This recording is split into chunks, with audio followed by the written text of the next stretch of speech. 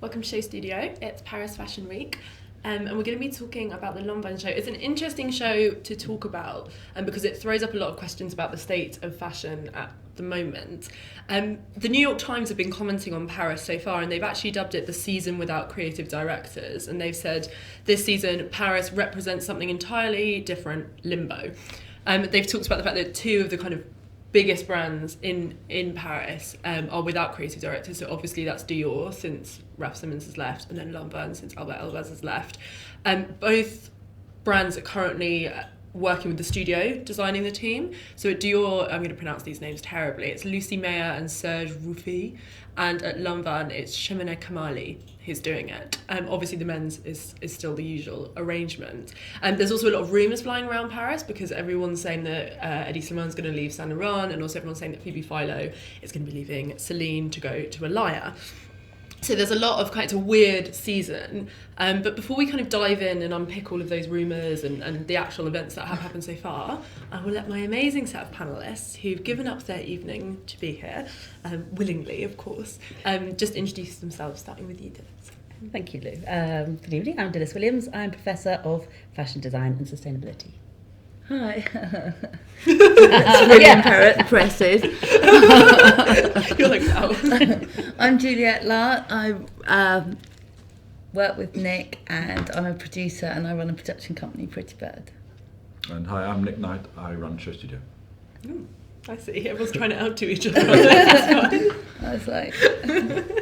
Okay, so I want to start, the theme that I wanted to do this panel around was kind of the relationships that we see between creative directors and their houses, but also how we can kind of protect creatives, and because it does seem like a weird season just in terms of having these big brands without designers in jobs, but also there's just so many rumours going around about people leaving and people giving up their jobs. And obviously when Raf Simons when he left his position at Dior, which I think was handled very amicably, but he did go on to say, he wanted something quieter, and that says quite a lot when you're seeing people leave positions because they just can't keep up with the pace.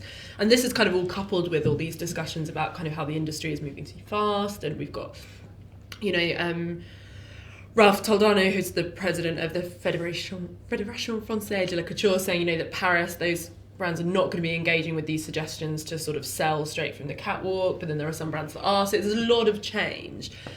What's everyone's thoughts on it? Juliette, I'm going to go to you first because I know you work with a lot of creatives, obviously more on the filmmaking side, but do you think that the current state of fashion, we need to protect our creatives, don't we? And they're difficult people in some ways, and do you think that perhaps this focus on business and commerce doesn't quite allow for brilliant talents to shine because they're forced to kind of operate in this very fast system? I don't know. Yeah, I mean, some people, I think that affects some people, but obviously, the seasons are determined basically because of the factories. Yeah. So if the factories could actually make them, that's, the Italian factories, you have to give it, they don't give it to you like for 6 months prior. So everybody has always been stuck in this system where you're waiting on someone else to be able to get your creations out. So if you can find a way to circumnavigate that, as some designers are finding, I think that for some people it will work better, because if you can get around that and you can get the prints made and the fabrics created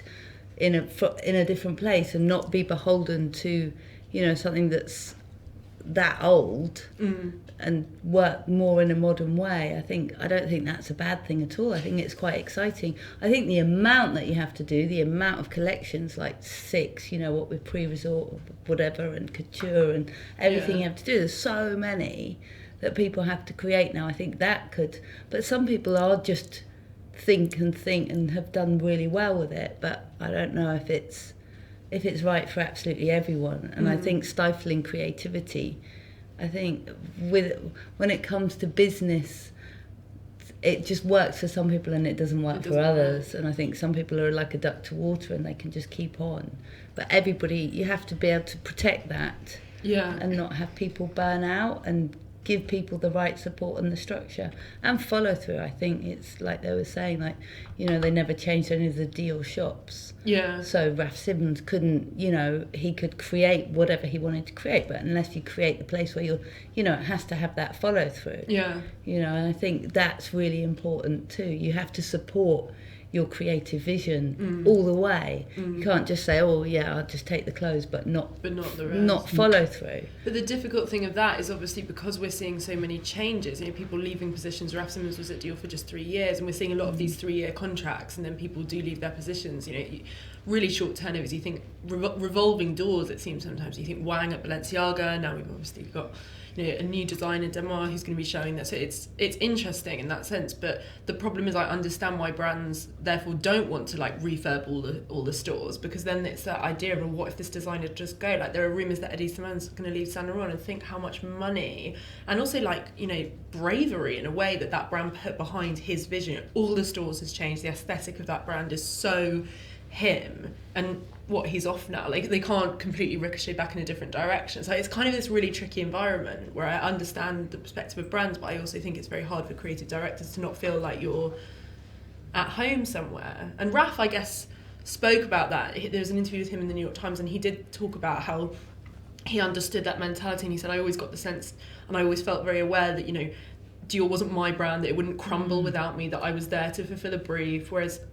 But I don't know how well other designers can take to that kind of sense of you doing a job. Obviously, you work with sustainability. What's your take? Is it a sustainable system? Well, that's the big question. I think the basis of it is that notion of a commitment, though. It's a commitment on both sides, and each side understanding the kind of the stress on the other. So for the creative, for the designer, they've got, it's their name that's out there. They're the fall guy. They put on the pedestal, but also they're the one that if sales do go down, then suddenly, like with Albert, it's kind of like, oh, that's his problem. Yeah. But it is a mutual thing. On the other side, the investors, whatever, have got the shareholders breathing down their necks or whatever. But unless both sides can make a commitment, as you say, if somebody's only there for 4 or 5 seasons, you haven't even really got to know each other. Yeah. And I think that lack of commitment and that short-termism that we see everywhere in life, not just in fashion, and it's the same in lots of different industries, that somebody's brought in and it's kind of like it's the big thing and they've paid lots of money, and then the minute it doesn't go quite to plan, or the growth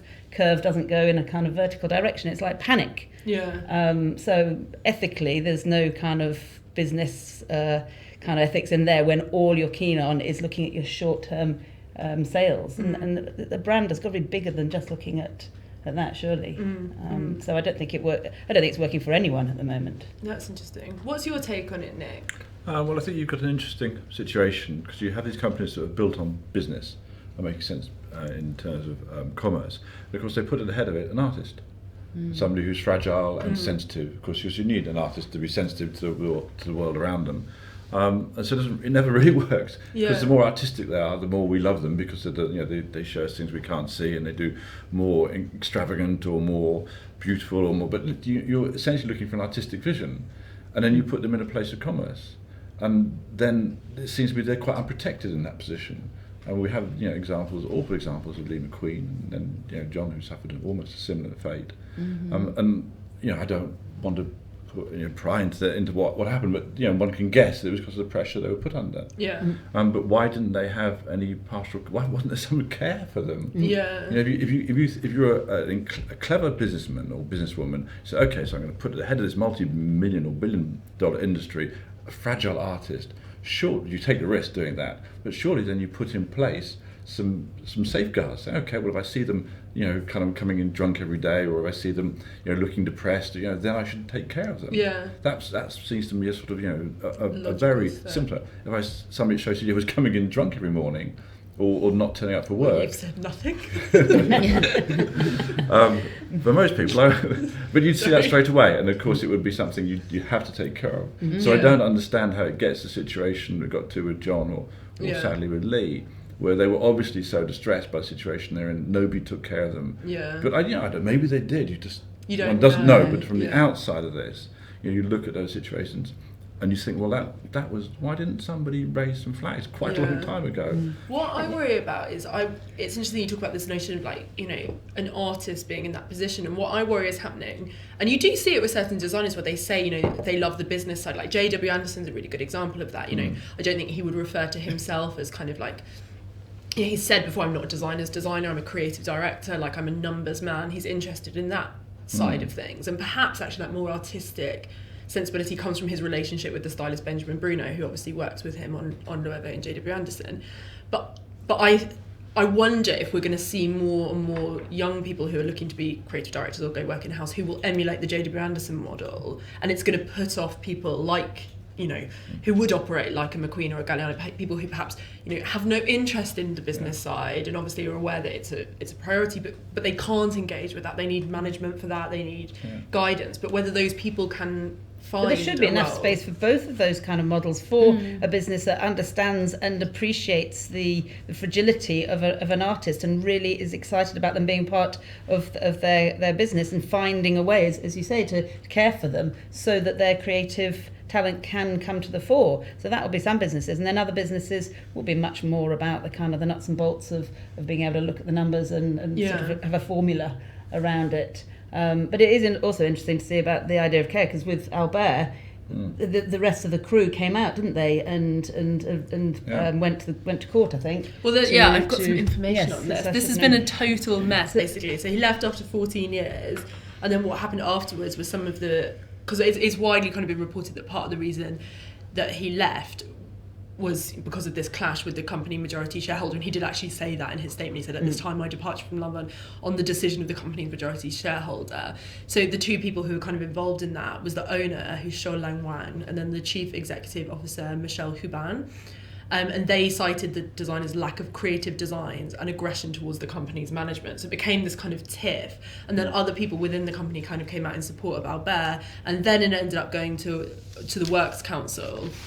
And there's been this Works Council battle. And the lawyer, who's I can't pronounce the name, but she's representing the Works Council, made the point that how badly thought through it had been, that his severance package alone could come to something like 14 million just because of the way it had gone about. Because what happened was the company were then trying to stop people from being able to talk about it, so stop employees being able to write about it even internally.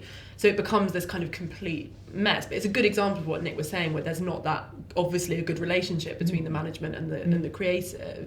Which is crazy, but the Atelier themselves actually came out with Albert and was sort of saying, you know, rallying around him. It seems crazy that the guys whose names I can't pronounce either at the top didn't kind of think it through. It's such kind of knee-jerk reaction to. It's also that thing, exactly what you said, of like, you know, Lanvin's sales have been really badly in decline. They were like 8 million in. This was profits, 8 million in 2012, and then they dropped to 2 million in 2014. It's like, that is not just the fault of the creative director. Do you know what I mean? Like that's like a big problem within that company. Yeah, it's an interesting one. But I think, from my experience working in this business 40 years, and a lot of the companies that I've become involved with, I'm not that impressed by their business skills. I mean, I remember who obviously remained nameless, that one CEO of a company was saying to me, "Yes, I get in these pictures, and they've been done, and I show them to my secretary to see what a common person thinks."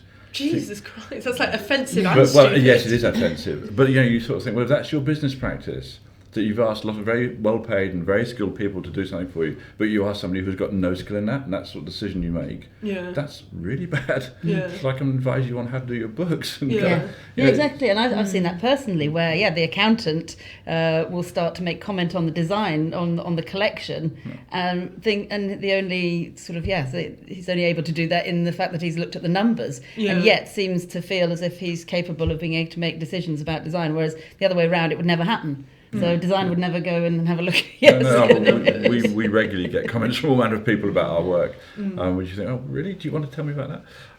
I just don't think they're that. I don't think they're that well run. I mean, the thing is, the fashion industry is enormous.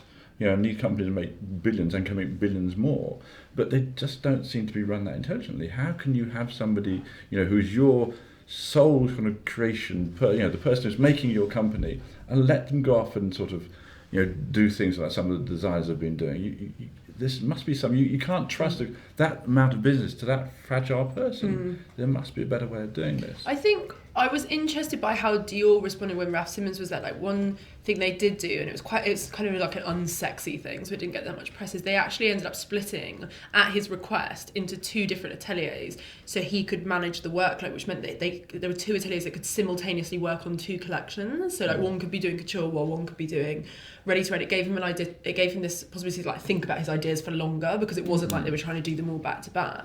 But obviously that's a big cost, and so you think if these are numbers people, Raf's gone now, that maybe they'll keep working like that for the new creative director, but you kind of all these methods kind of cost money. Why wasn't Raf in charge of all the perfumes? Why wasn't he in charge of all, as you said, all the look of the whole thing? It's ridiculous, you know. But then you wonder, would he want that? That's another thing, because I was thinking about this so much with Gucci, with Alessandro Michele, because you think if they did a fragrance now that was all kind of amazing, vintage looking, incredible, like you think everyone would want it. But the fragrances seem so out of step with his aesthetic there. But then you think, actually, do the designers want that responsibility? I think they're 2 very different companies. I think often the perfume company and the fashion company within the same house are very different. Often they're either completely divorced one from the other, or they don't like each other. And there's no quite often they are literally different companies. It's a different license, isn't it? I worked at Dior for 10 years, and there was a point where they gave John all the fragrances to do. It lasted 1 season before they took them all away again. And it's not because he was, he launched that perfume Addict, and he launched the cosmetics range went with it. So he was doing well, but it didn't last. You know, but also you've got a lot of different egos in these houses. It's not. Definitely. There's a lot of people who are sort of saying things because they don't want to lose their jobs, so they pull things towards them. And it's that my experience of big business in fashion, it isn't particularly well run. I don't come away thinking, that was a very astute decision to make. So it's kind of. But what's the answer? Because on one hand, we seem to be leaning towards like give them more control. I think like it was said, as everyone's pointed out about Raf, that he didn't get control of the stores. He couldn't choose I think it was like campaign faces and like no say over cosmetics. So on one hand we're kind of saying give them all of that, but then we're also saying they've got too much on. So it's like how does it work? There were rumours for a while that the Dior model, and I was speaking to a journalist about this, and I think he had a bit of an inside scoop, and he was talking about how the only sensible thing for them to do would be to split it, to put someone in charge of couture, someone in charge of ready to wear, maybe someone in charge of accessories, and then kind of have a collaborative way of working. But then you don't have that kind of amazing, strong creative vision that people tend to respond to. So, but what's the answer? Is it more? Do you see what I mean? Yeah. It's kind of. But I think if you've got an amazing team, then you can still have that vision, and you've got people you trust, people who know when to come to you, but also know when to get on with it themselves. So if you've got the ability to be able to have the support, as you say, and a team that really know what they're doing, and also you can kind of give them the vision, then it really can work. It's just being able to have that team that's solid and in place, and the person that's at the top of them being able to be given the opportunity to be able to make those decisions overall, instead of having, as you say, different egos or different kind of licenses saying, but that's our bottom line on that one, and we've got to have that margin, and I think that whole thing of margin and sales and business and short-termism is stifling creativity in a lot of businesses, and it's they often not helping the business either. I think they sort of get so caught up in having to meet all of those sales figures that their time gets, a creative director gets their time, or the artist with their time gets taken up with having to do all of that. And so I think it's quite important for them to have to implement within their structure where they don't have to be a part of that, and having the right teams around them. And then, as you're saying, having that right support, because if you don't have that support, then you can't grow. And that also, like you were saying earlier, is like having that investment, believing in that creative vision and looking at it for a long term, and being able to trust and have faith. I mean, I think Albert was saying that the financial, the needed of financial input into it in order to carry on the vision, and having that trust instead of just looking at, it's failing just now, these figures aren't as high as we want, having the trust that his vision is what they want, and just knowing that you invest now and you reap the rewards later on. Definitely. And just because he's obviously a massively creative, otherwise he wouldn't have been in that position. And it's just having that faith and not looking, like we were just saying, at those immediate numbers. And Saint Laurent did do that, didn't they? I know it's kind of ironic now given all these rumours, but they did. They invested and huge, but like profits doubled. They did invest. Like in his vision, listen to what he wanted. He has complete control, and it does. And it seems like that's the way Gucci are going. I had lunch with the PR, and she said that they are in the process of trying, you know, as fast as they can to make the stores completely match with his vision. And obviously it's incredibly expensive given how many stores Gucci have, but things like, you know, the soft furnishings within inside and you know, to immediately transform those. So they understand the importance of that, which you think is good. It has to be relative though, because Yeah. it's out of sync if it's not. Yeah. It's like you wouldn't, you know, you need to keep attracting, you know, the people who are going to be attracted to that artistic vision. And unless you change the whole thing around and reinvent itself, it's like anything we want to go for. It's like if you keep doing the same thing, then it does get tiring and tired. But I think fashion has always suffered from the fact that people don't give enough space for research and development. If you're a car designer, then you're given a huge amount of time. Yes, there's a fewer number of cars, but actually overall, the amount of time that you need to develop a collection is not really kind of factored in the same way. For some reason, product design, car design, whatever, the R&D department is where a lot of investment is put. In fashion, there's no R&D department quite often. You know, there'll be the people that go off to look for materials or whatever, and there'll be the amount of time that a designer has to design a collection, but it's not seen as research time and collection time. It's kind of, it's collection time, and within that you fit the research in. And I think that's a fundamental kind of problem as it speeds up, and as a business is far more kind of short term and thinking about sales, not having that space for research is kind of crazy. Yeah. I know this is probably a very naive thing to say, but I don't, maybe it's just an anti-capitalist thing to say, I don't see why everybody has to keep on growing. Yeah. Why do we need another 30 Dior shops open? Why do we need another?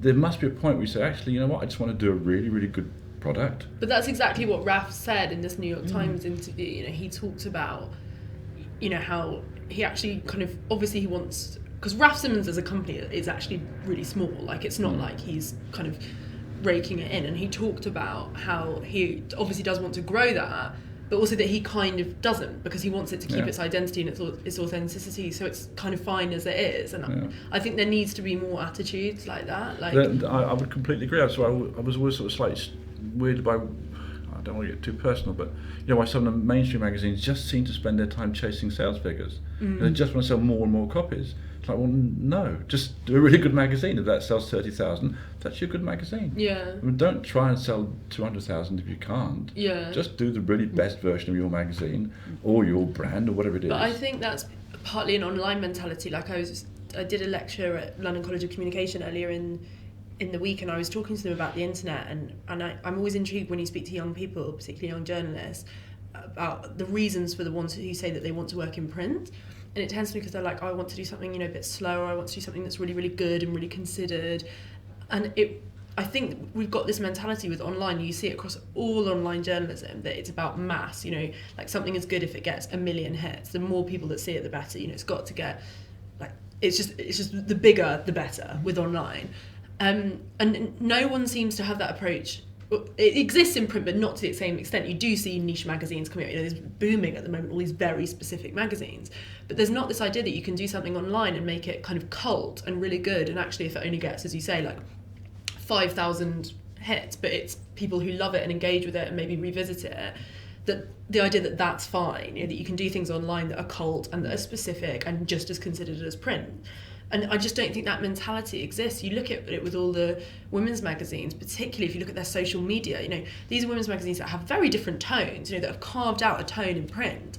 But then online, it's like everyone's fighting for the same story. It's like everyone puts the same press release up, slightly rejigged. It all goes out on Twitter, and it's like they're trying to get everyone onto their web. It just doesn't make sense. I think that myth is starting to crack, because I think that, yes, on the one hand, that sort of speed thing and numbers and over-connected but under-experienced, the pendulum's swinging back in the opposite direction. And likewise, with a lot of our students, they're really kind of, rejecting that whole notion of stuff that is just about going straight into the industry as it exists. And they're starting to work together with different disciplines, doing different kinds of business that aren't just about making stuff or just about going into an existing business and thinking about how else they can prosper.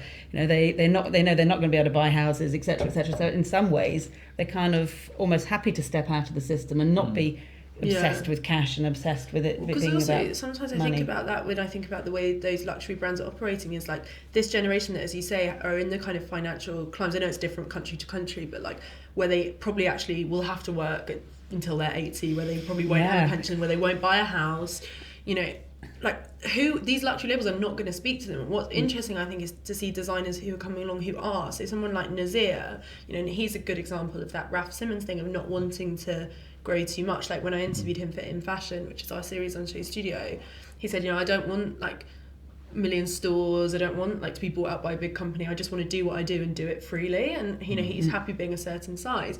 And I actually thought what's interesting about that is I think therefore it means that his clothes will speak to young people who also are aware that they probably can't own a million houses and have a top paying, you know, job and a crazy bonus. And I mean, I think that figure that came out this week about how people having to work until they're 80 something is a good case in point, because that's assuming that those kids are going to want the same as we want, and or they're only going to be obsessed with money. Actually, they'll probably think, you know what, I don't want to work till I'm 80, I want a different lifestyle. Yeah. So unless you're talking about someone who's doing something artistically, and then obviously like, you know, like loads of artists who work, I mean, you know, I should be so lucky to still be able to work when I'm 80. If you enjoy what you're doing, I can't imagine Nick putting down his camera at 80. You know? maybe he'll crash. Do you know what I mean? But you know, if you're yeah, doing yeah. something you're passionate about that actually is your life, it's not just Yeah. what But you do for work. it's what you do because you it's- love it, and you're not doing it for money. And that's where your art is the centre of your world rather than finance being the centre of your world. Yeah. And I think that's the big difference. That's probably quite rare, though, sadly. Yeah, if you think most people have a job to earn money and that's it. Yeah. You know, sometimes they get a bit of satisfaction out of it. Most people don't. You know, not in a position where they can pursue their own, you know, life interests through their job. Yeah. You know, that's the role of the artist, which is a privileged role. Role. But then I do think kind of the other thing, it's a kind of odd question in a way, but why are we so obsessed? Because obviously we're about to see a collection which was designed by the studio, but why are we so obsessed with having to have a figure? Like, do we even need that? You are seeing a rise a little bit of these kind of collectives, but then even with Vetements, they now have, you know, this figurehead in the form of Demna.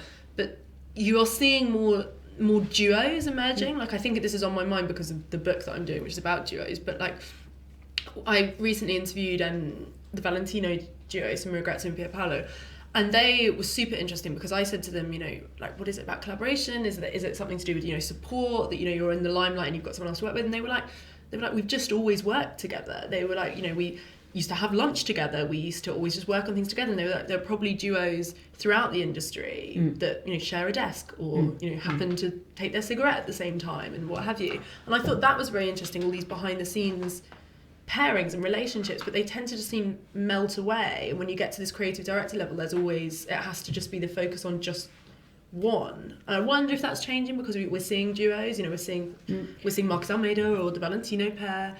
But And I don't think you can generalise because it's about human nature. And there is the law of increasing returns, that if you share something with somebody else and share ideas with a few people, you're going to end up with a lot more that's fruitful if you can synergise it together. And yet if you can't synergise it, you're just going to end up with a mess. Yeah. So it depends on the people and the relationships. But I think in the case of Albert, I mean, somebody like that is the consummate expertise and experience and the skills. I mean, the collection of pieces, if you held it, I mean, that you can't find every day. So I think there's the sort of the wisdom with experience and knowledge and skills that you will have for very few people that can do that. And then there'll be other people who work in a really great collective. So I think we need both instead of always just assuming that it has to be hierarchical and kind of a pyramid.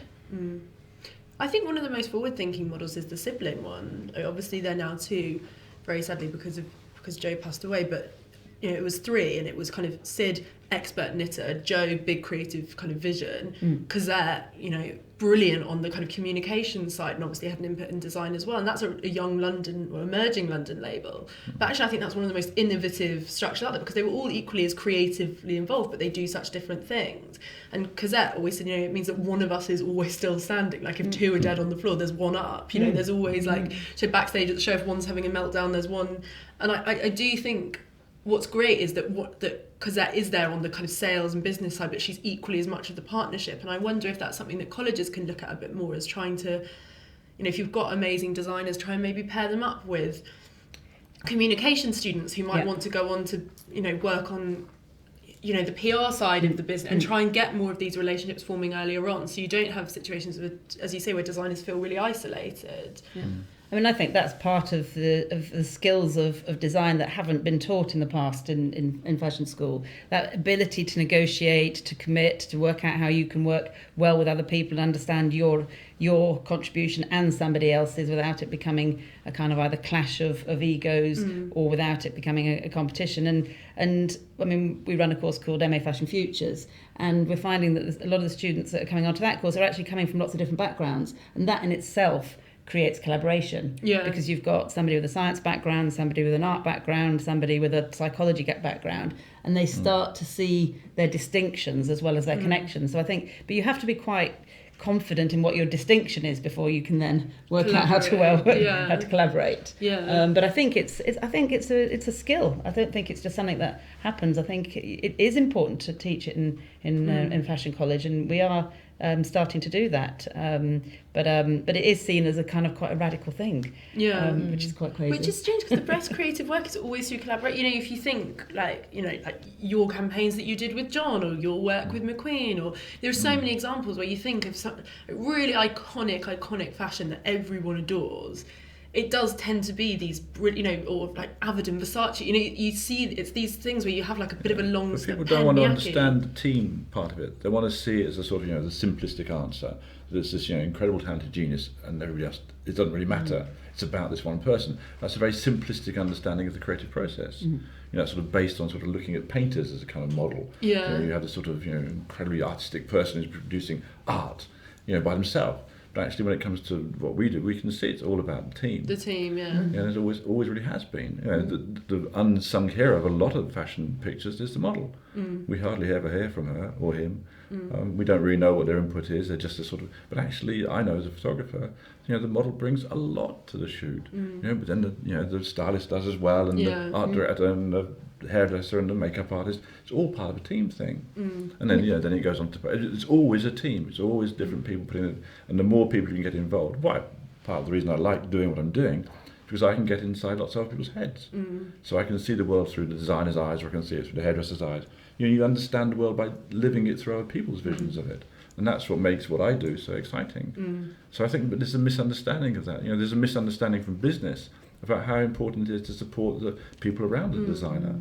Yeah. What I don't understand is it makes a good story. You know, Loewe have been incredibly modern, I think, in capitalising on the fact that J.W. Anderson works in a collaborative way. You know, it's all about his relationship with Ben Bruno, Paris doing, you know, the kind of graphics and aesthetic, Jamie Hawksworth shooting the lookbooks and obviously the campaigns for JW, but the lookbooks for Loewe, and Stephen Meisel doing the Loewe campaign. It's like almost every communication from that brand will mention like other names alongside Jonathan's. It's always those same names, and that's created actually a lot of interest. And I think it's elevated his work there, not that it's kind of the design itself isn't strong, because it makes you think you're witnessing this fashion moment because of the way they've done that, of like, you know, we are this great team. And obviously it's very clever from a media perspective, but I think there is something authentic about that, you know, the way they do. Like Jamie's worked with them for absolutely ages. Benjamin Bruno has worked with JW since, you know, almost like when he was showing with Man, you know. But you don't see that many of those kind of relationships. And yet the derivation of the word fashion is about bringing people together to make things. You know? So it's so strange. It is strange. You've got something like Amanda Harlock, who played a crucial role with John, up until the point which, you know, they didn't recognise her as an important part of his team. They didn't take her on it's a deal. It's the same with Isabella Blow. Yeah, these people weren't recognised. They weren't sort of supported in that way. You know, then Carl just sort of, you know, saw obviously how talented Amanda was, and, you know, he grabbed her. But has she had the recognition she deserved being with Carl? Or, you know, I think a lot of people sort of, you know, don't quite get sort of appreciated, and they get sort of sidelined. And it's for, you know, just sort of simplifying life down to kind of what, you know, what it isn't, which is life is incredibly complex. It's not simple, and actually I think people want to make it simple. But anyway. I think all of this hierarchical system that goes back to our sort of roots and royalty and goodness knows what. It makes people think that there's a particular way to be. I just find it really, it's such a strange season for that, because you know, it's not just specific. I know in this panel we talked a lot about the, you know, business and structuring, but those have been the themes of this season. Like, you look at all the best fashion critics, I've said this on other panels, and everyone this season is writing about, you know, the system, this like vague notion of like the fashion industry, and it's all about, you know, how the selling's going to work, how the shows are going to work, is Fashion Week still going to exist, are we going to change the schedule, who's going to go to what house. It's like, it's eclipsing all of the focus on the clothes, and actually more than that, it's eclipsing any focus on like making product that people want to buy and engage with. It's all this kind of coming and going, and I think that's an industry that's in total change. Yeah. I mean, that's the thing we've been saying for a long time here. You know, it's all changing. It's not going to be like this any longer. It's changing. I think what you're seeing is the kind of ripples of this kind of huge change going on. It's like an earthquake happening. Things are getting thrown up that don't make sense. People are dropping out of schedule, and there's a whole lot of change going on, and that's very indicative of a complete change round. This isn't going to settle down next season and be like it was before. That's what I don't understand when there's all this attitude of like, stop the tide. It's like, no, that's not going to happen. But it's almost inevitable, because the whole thing of having, you know, the big high street brands being on the show, you know, Topshop are doing a show, it all kind of like became really crazy. So I think it's about time that it kind of up. And I also think you just have to find a way that it makes sense. Like, I kind of think like I don't actually have a problem with high street retailers showing, but I don't think it makes sense for them to be showing alongside young designers. But I also don't think it makes sense for really emerging brands to be showing next to like a mega brand like Burberry. It just doesn't make sense, the current system. You need much more like specified people considering how they should present, the same way they consider how they should run their business, how they should show. It feels like everyone's trying to like squeeze themselves into the system that just doesn't actually work for anyone, but definitely doesn't work for a lot of people. And it's very hard to opt out, because if you're a big business, it's so expensive and almost like a bureaucratic nightmare to try and change all those systems. If you're small, it's so impossible to go out on your own, because then how do you get coverage, or how do you get buyers to come? So it's like everyone's kind of stuck. It's really strange. You're right, everybody's talking about the system, nobody's talking about the clothes. Yeah. You know, maybe that's also because the clothes aren't worth talking about as well. Well, maybe they're not. You know, we're slightly putting off talking about this collection. Yeah. Because I'm not looking forward to talking about this collection. I'm not looking to think. I don't think I'm going to sit here and be amazed by this collection. Yeah. I'm going to try and find nice things to say about it. Yeah. But I think that's part of the problem. Is, you know, designers aren't making clothes we want to talk about or we want to wear. Yeah. You know, and that's a huge problem, because what's fashion if it isn't something that is a spectacle? I mean, that's the whole point of the shows. It's a spectacle of something that we need to get used to, because it's a different aesthetic. It's something from the future that is going to kind of be a cultural moment. Whereas now all it is about the present, or a response to what the customer wants. And that completely changes what's really interesting is that how many of the industry's most creative, exciting people now don't attend the shows, and sometimes it sounds weird, but don't even look at them. Like, I've spoken to like really successful stylists, I don't want to name who it is in case he's angry with me, where I'll be like, what did you think of this show? And he'll be like, oh, just didn't look. And then it's like, when he's thinking about a theme or a shoot, he'll then think about the brands straight away that associate to him with that, and then go to, and it's much more authentic. It's not like he's just like looking through everything, and you see that loads with people not going, not engaging, because they can't do good work if they're there. Like, you don't go to all the shows and sit there. Like, how are you going to do any work if you do? Should we actually look at the collection? Yes, let's hope that it proves us wrong. Yes. So, as I said, it's designed by the studio, but it's headed up by Chimina Kamali. It doesn't really look like Lanvin. Looks a bit more like Chloe. Yeah. And not really either, but Do we know anything about the designs? Are they like, you know, old ones that Albert had left lying that didn't make it? No, I don't. I mean, I presume they'll be kind of based on patterns and stuff that, like, you know, those ruffles are very Lanvin signature, like the drapery on those trousers, you think of Lanvin.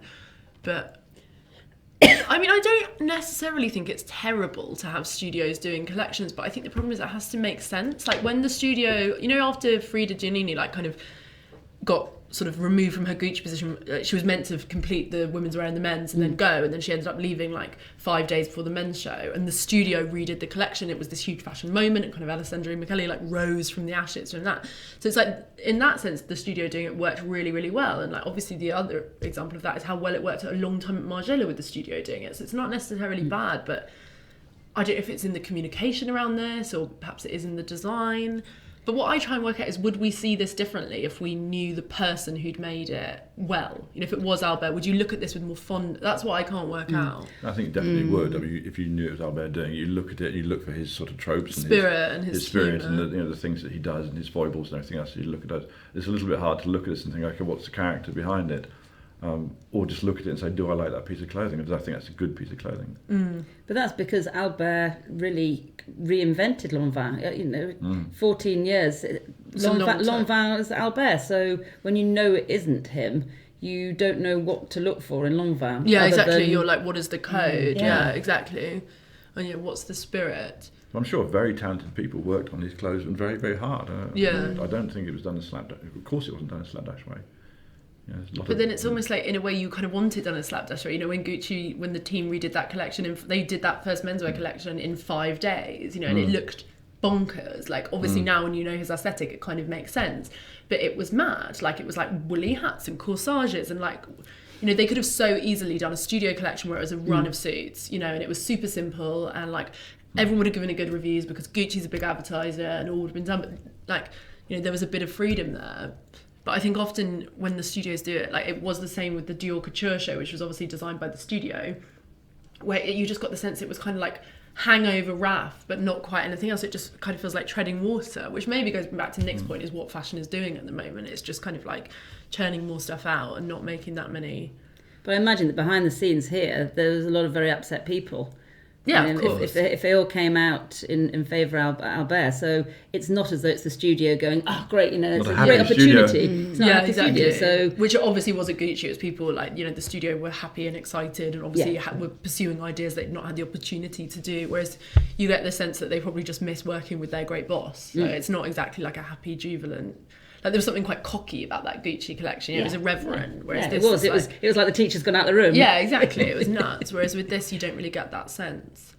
Who could we see filling this position? Because that's another problem that I don't think perhaps people are talking about sufficiently. Is I also just don't. I can't. There's so many amazing, talented people in fashion. Obviously, There's rumours of Erdem, isn't there? yeah. There's been rumours of. There's been lots of rumours. There's been rumours of Erdem. There was. Why would Erdem do that though when he's got his own business? I don't think he will at all.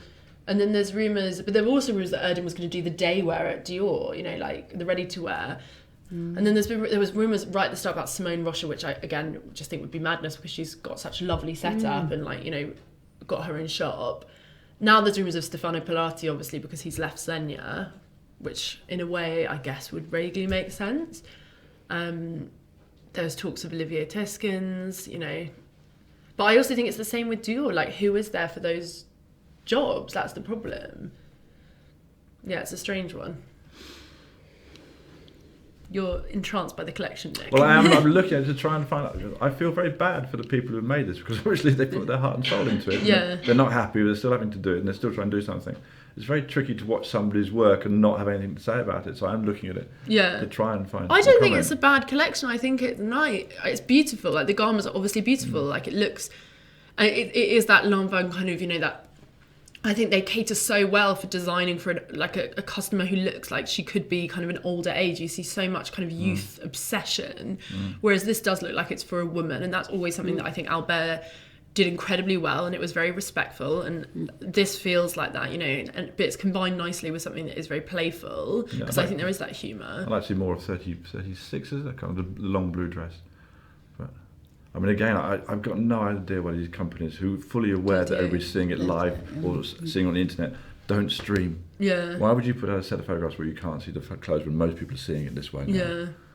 It has got to the point where you see it better on Instagram, to be honest. Like, we noticed that with the Paco Rabanne show. Yeah, because you can then see, you either need to see the detail or you need to see it moving. Yeah, exactly. That's kind of halfway. Yeah.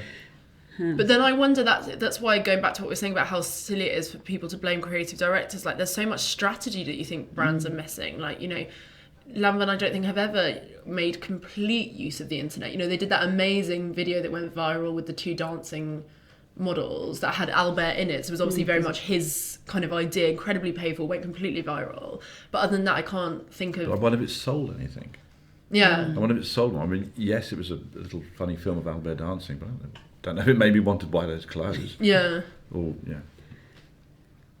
Yeah, you're right, actually. Anything here that Strikes your fancy? Well, there's a That's couple the sort of of things in life. couple of frocks I'd put on. Yeah, that's what I thought of it. Yeah, I could see myself. Yeah, it's in quite a you few. actually. Some of it is. You'd look great.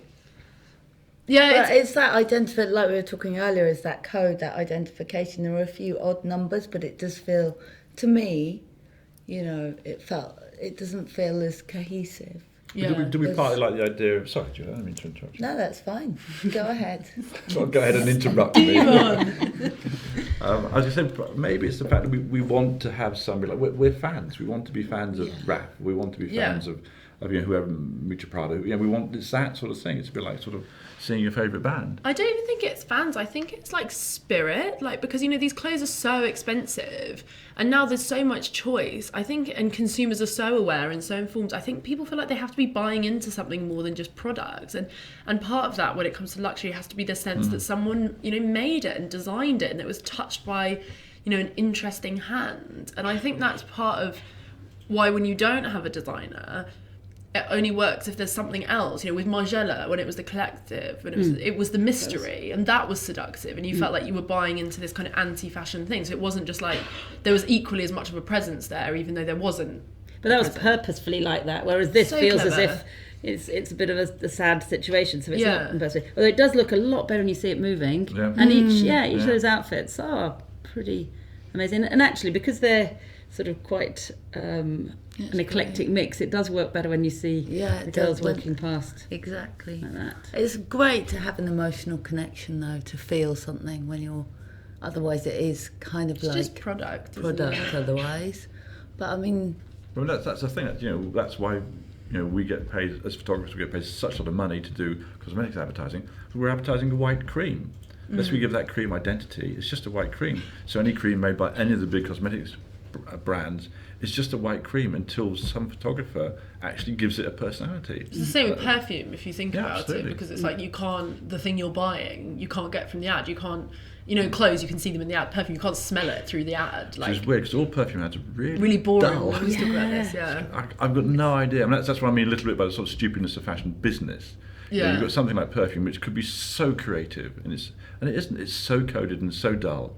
Everybody looks at it, and you look at those cosmetics ads, and you think they are so boring. But it must work in some ways. Because you think how well they sell so they much. sell. So, don't but then they? you do also think of the real iconic perfume ad, like the CK1 one that really sort of like riled people up because of the kind of androgyny and all of that sexualizing young people. And then CK1 was incredible, and from my sort of from my youth, from my perspective, I remember that was the fragrance that everyone wanted and everyone wore. Whereas I don't know now, I think also they're so hyper feminized, perfume adverts. But they for were at women. the time, and when CK1 came out, it was radically different. Yeah, exactly. It cut across all of the things that we're just talking about. Yeah. And they are, they're hyper feminized now. It's always a sort of, woman's almost about to fall, sort of, Bertie Branders was saying, which is actually so true, on the Molly Goddard panel, because we were talking about femininity and sort of childlike dressing and what have you, and obviously we talked about a lot of the themes relating to sort of gender perceptions and gender views to do with that. And she pointed out that in perfume adverts, the bottle is always ginormous. It's always a tiny woman with a giant bottle. And it's true, there's something where that is so true. And I was looking at magazines afterwards and thinking, actually, that is really the case. It's like this tiny little fragile woman in this huge perfume. That's because somebody's been paid a lot of money to make that bottle, and that company are very proud of it. We used to get that in so many cosmetics ads. Used to get that, and they said to you, we've got to show the bottle. We're really happy with how the bottle looks. You're thinking, but it's killing the rest of the ad. No, but we've got to show it. Yeah. And I'm thinking, but it's a normal look, and this was not so much bottles of perfume. This was more sort of jars of white cream. Yeah. I'm thinking it looks the same as everybody else's jar of white cream. You're ruining the communication by having it huge and having every variant of its size. I guess it's about walking into the store and immediately recognising the product. I guess it's that. But I think it becomes more problematic when, rather than it just being, as you say, the big packet with the image of the woman, I think it's when that object somehow becomes involved in the picture, where she's in some kind of, you often see these weird relationships where it's she's almost kind of in this sexual moment with a giant bottle. But they haven't got any more ideas. Here's the product. Here's what so she's got to look weird. sexy. What's she got to be holding the bottle, looking sexy? It's so they don't have strange. much, a clue, to be honest. Well, what do we want to see happen next at Lanvin? My tummy's rumbling, so I need to eat some fondant fancy. I'd like to see somebody say that some of this is beautiful and to give some credit to the people who made it.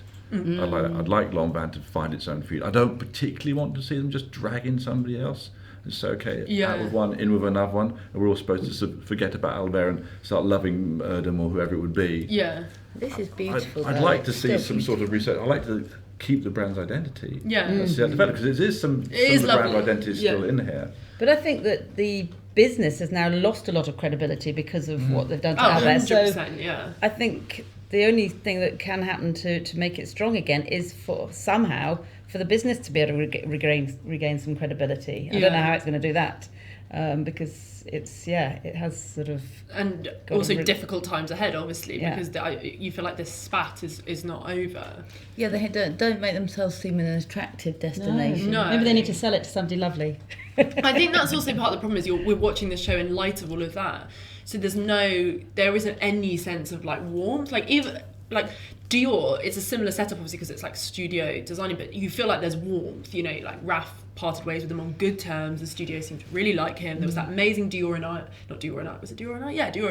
the film, which, like, you know, you now have I think a lot of people now have a lot of love for the studio team, so I think you'll watch that collection and it feels very different, but with this it just seems like, and it shows exactly what you said, that management can just completely mess things up when they're meant to be the people who are kind of. So the studio team needed to have a takeover. Yeah. Yes. A putsch. That would be fabulous. I'd just like to see better clothes. You know, I don't particularly. You know, if we're looking to go forward and to actually keep the fashion industry going, I'd like to see better clothes. I'd like to see clothes that I fall in love with, which I think are amazing. Yeah. You know, I don't want to see clothes which are based on marketing research. You know, I want to see clothes that actually stir me. And I'm not saying it's not in this collection. I'd like to see more of this collection to be able to. And some of those pieces were photographed beautifully.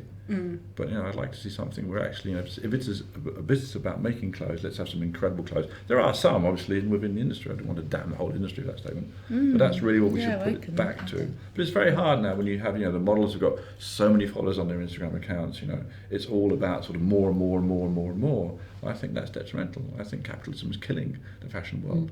And the link between business and art is very difficult. And it's part of the problem we're in now is because it doesn't work. So I'd like to see some sort of, you know, artistic recontrol in general of the fashion world, and not being about business. But, Nick Knight has spoken. Right. Should we clap to that? Yeah, absolutely. And I think it is starting to happen. And, you know, I think there's a lot of things going on out there that we don't see because we see the mainstream and we see the big shows. Yeah. Meanwhile, there are designers doing things on their own, doing incredible. things. Yeah. Amazing But people then out there. what's hard is all they over don't- London right now as we speak. But they don't get spotlighted because they don't engage with this stupid Fashion Week circuit, which means that all the editors, I notice it with my own sort of, you know, schedule where when I'm at Fashion Week I go to so many shows, actually you literally don't have time to go to anything off schedule. Then you come back from Fashion Week, you're so exhausted, you've got a million emails. I'm not saying, oh, poor me, obviously I'm incredibly lucky to have the job that I have and the stuff we see is lovely and exciting and I get to travel, but you come back, you come back to millions of emails. You've actually got to, you know, in my case, like, edit a website, make it, like, work with the amazing team here and push out interesting ideas, make interesting stuff. So the last thing you want to do is then go out again and look for things. So I think all the curiosity is being zapped out of it because there's no time to actually, like, you know, I get young people emailing me and it's awful. Like, they'll say, oh, I'd love to show you our video, I'd love to show you our collection. And, like, the number of times where I will, like, literally not have time to go and see it or not have time to have a proper conversation with them because that's a job in itself because you're too busy, you know, having to traipse around fashion. We're also missing, before we finish, we're also missing one other part of this, which is the buyers and the shops that are selling this and how they're behaving as well. Because some of the practices that shops use are pretty harsh on young designers. Yeah. You know, they won't pay them a kind of deposit up front to produce their collection. All sale and return, it's all sale and return, and some of them make them sort of liable to, you know, if they go into sale too quickly. Yeah. So you know, that side of it is pretty damn harsh on young designers. Oh, it's criminal. And that's what I think. I spoke to. Sorry, I interrupted you again. I think actually I interrupted you there, but You're gonna As I did it once. Yeah. You're so British, but you're like, sorry.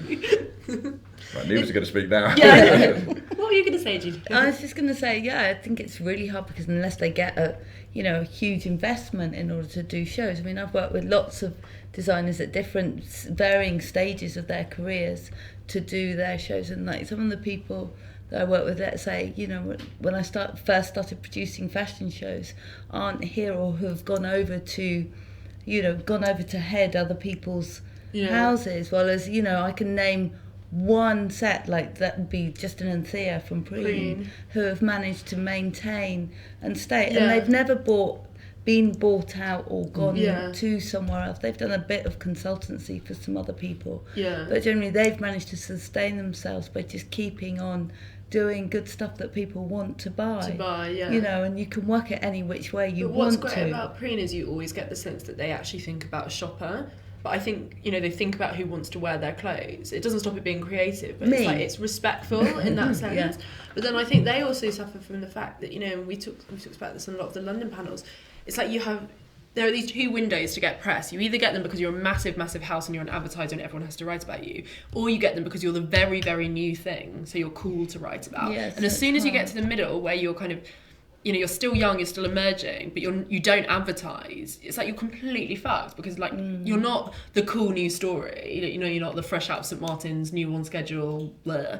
But you don't have that power over the magazines to say, you know, because pay you this haven't much, got the because investment. You can't. So you're kind of in this limbo. That's why the magazines aren't so important anymore. But then you get that investment, and that's why we see so many of these great designers go down so fast, is because they get this influx of this investment because they feel like they have to get bigger, and then they spend all this money on their shows, and they don't maintain their, you know, their original ethos because they've been told by their partners, their business partners, they're not being protected. And then before you know it, 5 years or less, you know, they're massively in debt, they can't afford it. And then, you know, John Galliano went bankrupt twice, didn't he, very early on? And it's like, that's crucifying to your spirit. So no wonder, you know, if you don't have that support where you're thought of that you have to have that much investment in you, and you can't survive by doing it by yourself. And that's what that's why Rick Owens is amazing as well, because it's like, you know, I think that's so important to remember. It's also kind of the same with Oscar de la Renta, because I was thinking about this in terms, I was trying to think of when those relationships have worked, particularly thinking about creative directors and appointments, and I thought Peter copying Oscar de la Renta is a really amazing example, because it was done so nicely. You know, obviously Mr. de la Renta, before he passed away, picked Peter Copping, then went in and they worked together, and the family, so it's so nicely done. But that's another company where, like, you know, so important to American fashion, but not actually massive, you know, always relatively small compared, you know, obviously huge figures, but not anything like, you know, this huge global company, and, you know, works well, you know, there's women who love it, and I think you need more companies like that, exactly as you're saying, where it's not like people think they have to become this insane mega brand to have achieved success in fashion. It's like doing on your own terms. It's the way forward. Yeah, and you can't. I feel like you need a stick where I could, like, give it to everyone, or like a buzzer. What were you going to say? I was going to listen to what Francis was going to say. What Dilys was going to say? Now I forgot what I was going to say. I was going to say you can't maintain relationships when it's at that huge scale. And actually, quite a few of our graduates have started up their own businesses where they work much more closely with their customers. And somebody like Matthew Miller as well, who kind of is doing his own thing. And as you said, you know, he doesn't want to grow huge, but wants to find a much more secure way of being able to carry on doing what he's doing well. And also, you've got a lot more freedom if you've got your own base. You know who your customers are. You give them a service as well, and you get to know what it is that they really love about what you design. And you're not filtered through a buyer or something. You're not kind of in debt to someone else or reliant on someone else. Yeah, it is interesting. That does seem to be more the sort of exciting way forward, is to try and not go huge and not just chase increasing in size, actually do something really well that you care about. And then, I mean, that huge scale isn't going to work in the long term anyway. Yeah, exactly. Because the whole churn, you know, we're running out of, you know, we're working with Kering, and some of the guys from Kering were talking to us the other week about, you know, we've only got 20 years worth of silver until that's it, silver's gone. Yeah. So, you know, those businesses that are just about using up stuff, it's not going to work anyway. Which is interesting because, and I'm writing a piece for the FT about this as we speak, what is interesting is you're seeing, I think, really interesting young brands who are about sustainability and who are about recycling certain things, or, you know, taking existing products and turning it into something else. And I think that is far more exciting a lot of them are super niche or don't present at Fashion Week or what have you. So much more exciting than just seeing more and more clothes like churned out. Do you know what I mean? It's like I'm excited about that. Even if I don't like the aesthetic, I'm excited by the story. And the aesthetic will come, because that idea of what is in abundance and what you can be resourceful about and how you can be creative with something that isn't the usual stuff is amazing. It's just that so far we've become so used to an aesthetic that is mass produced and kind of the totally slick version of things, and we do need to get used to an aesthetic where each piece actually looks slightly different from another one.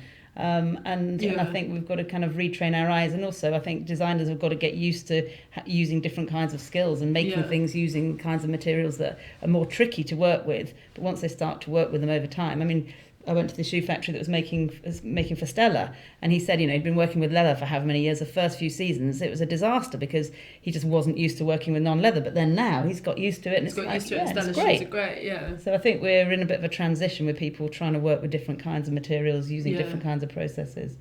There's some fantastic new niche people out there who are creating sustainable products, like growing a leather-like material and all sorts of incredible pieces of work, and sort of eradicating the need to dye and wash dye.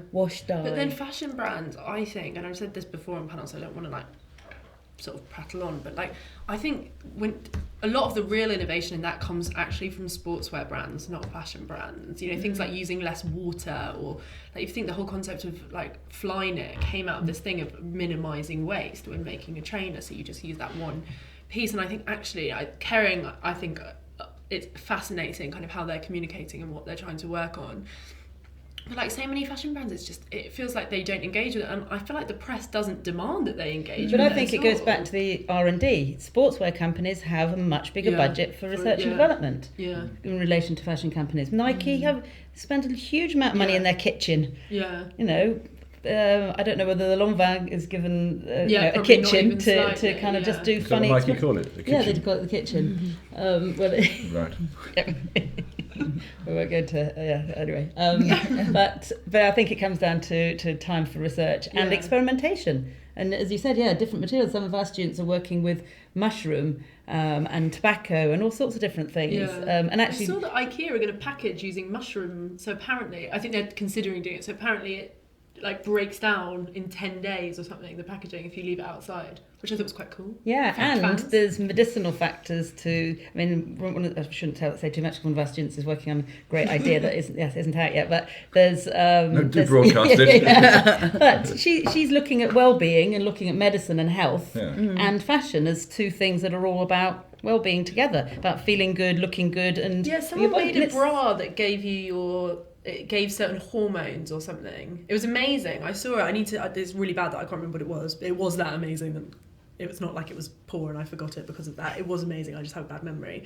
But it was like a bra that could release hormones or give you certain medications just by wearing it, because obviously it's really close to your skin, close to certain glands. And I thought, that's really amazing. Actually, that provides such a service to so many women, who are sick or what have you. And that's interesting. But it's fashion press. It's just I think a lot, we haven't talked about them at all, which is I think responsibility does come back to the fashion press as well. It's because they hype these designers up and then stop writing about them, and they slag collections off when a designer's only been there for 2 seasons. And I think you need criticism, but you also need that responsibility from the press to understand how this works and consider things properly. And I think it's brilliant in London that we have a thriving sort of style magazine culture, but I also think it means we have this obsession with the new more than anyone else, which means that we're always this is the new thing you have to care about, the new thing you have to care about, and it's on and on and on, and it's well, what about something old that I want to care about, or what about something that's still just a really good idea? It's a bit of a problem, I think. And it's like the perfume ad, they just talk about fashion in very linear terms. That whole idea of collaboration where people come together from different disciplines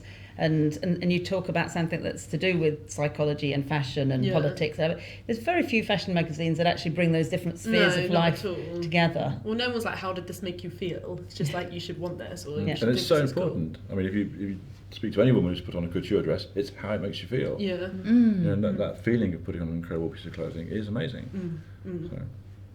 Well, I think we've covered good topics, and what I like is I feel like we have thrown down the gauntlet that people have to do things better, but we've also said there are rays of hope for the future, which is nice. Shall we give the team at Lanvin a round of applause? We should, Yeah.